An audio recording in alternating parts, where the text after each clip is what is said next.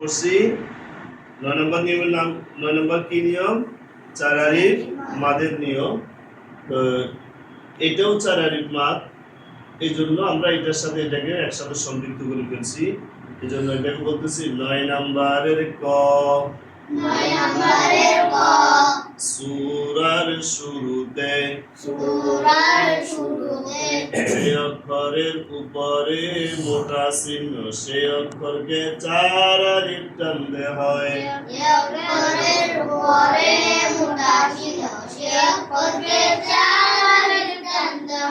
এখন আমরা মস্ক করি। এই যে এখানে আলিফে কোনো চিহ্ন আছে? মোটা চিহ্ন, চিকন চিহ্ন, কোনো চিহ্ন আছে? তাই আলিফকে টানা যাবে না, তাড়াতাড়ি করতে হবে। আলিফ লাম মিম। আলিফ লাম মিম। আলিফ অক্ষর তাড়াতাড়ি পড়তে হয়। আলিফ অক্ষর তাড়াতাড়ি পড়তে হয়। লামের উপর মোটা চিহ্ন, লামকে চার আলিফ টানতে হয়। লামের উপর মোটা চিহ্ন, লামকে চার আলিফ টানতে হয়। মিম অক্ষরে তাসদীদ গুণনা করা ওয়াজিব। মিম অক্ষরে তাসদীদ গুণনা করা ওয়াজিব। এটা তো আমরা এখনো পড়িনি, সামনে আছে। মিমের উপর মোটা চিহ্ন, মিমকে চার আলিফ টানতে হয়। মিমের উপর মোটা চিহ্ন, মিমকে চার আলিফ টানতে হয়। গুরু চিহ্ন বলো। গুরু চিহ্ন ওয়াকফে কাম, আয়াতকে শেষ করে এই জায়গায় টানতে হয়। আলিফ লাম মিম। আলিফ লাম মিম। ইয়াসিন। ইয়াসিন।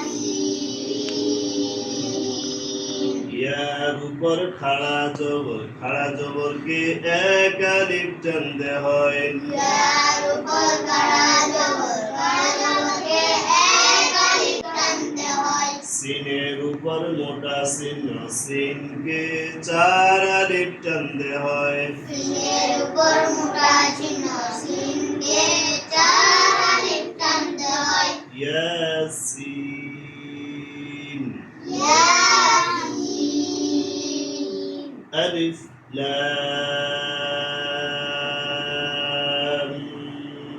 মিম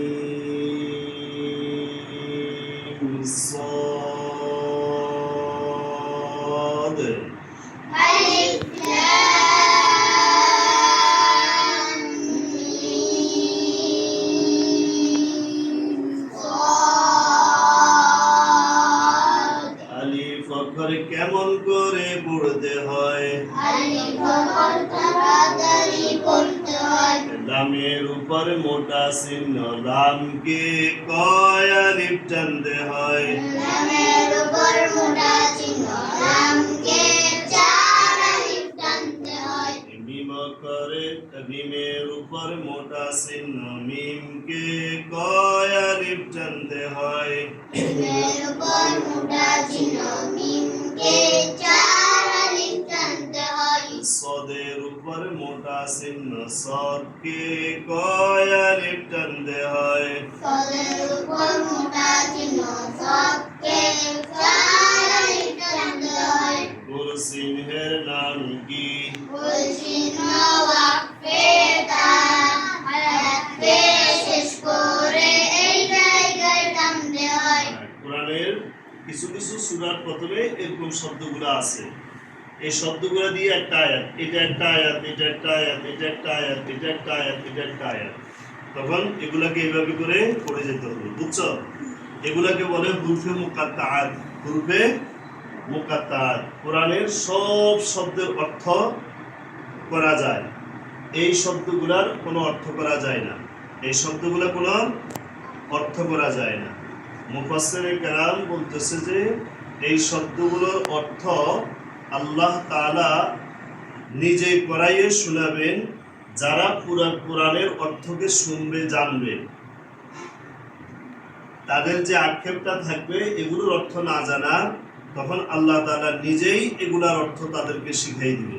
সুবহানাল্লাহ, কথা বুঝছো? এই জন্য এগুলার কোনো অর্থ নাই। এগুলার বইতে কোরআনের মধ্যে যে অর্থ করে এটা আলিফ লাম মিম, এটার অর্থ আলিফ লাম মিম, আর কোনো অর্থ করে না। এবং কাউকে অর্থ করার চেষ্টা করার জন্য নিষেধ করা হয়েছে। কেউ যেন এগুলোর অর্থ করতে না চায়, এটা নিষেধ করা হয়েছে হাদিসে। কথা বুঝাচ্ছে?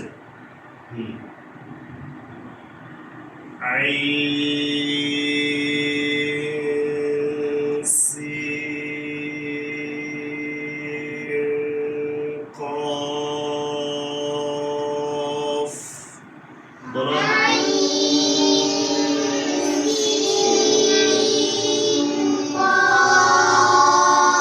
এখানে আইন 4 আলিফ টানার পর একটা ইকফার গুণনা হয়, সিন 4 আলিফ টানার পর একটা ইকফার গুণনা হয়। এগুলো এখন যেহেতু গুণনা তোমরা শিখো না, এই জন্য এই গুণনার কথাগুলো এখানে আর বলতেছি না। সামনের দিকে তোমাদেরকে যখন গুণনা শিখবা তখন এটা বলবো। এখন শুধু আমরা মাত্রা জানিনি। আইনের উপরে মোটা চিহ্ন, আইনকে 4 আলিফ টানতে হয়। আইনের উপর মোটা চিহ্ন, আইনকে 4 আলিফ টানতে হয়। সিনের উপর মোটা চিহ্ন, সিনকে 4 আলিফ টানতে হয়। সিনের উপর মোটা চিহ্ন, সিনকে 4 আলিফ টানতে হয়। কফের উপর মোটা চিহ্ন, কফকে 4 আলিফ টানতে হয়। কফের উপর মোটা চিহ্ন, কফকে 4 আলিফ টানতে হয়। কাফ গরু চিহ্ন ওয়াকফে তাম,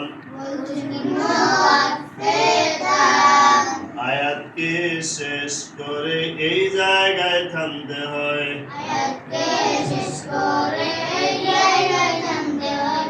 কাফ হা ইয়া আইন সাদ,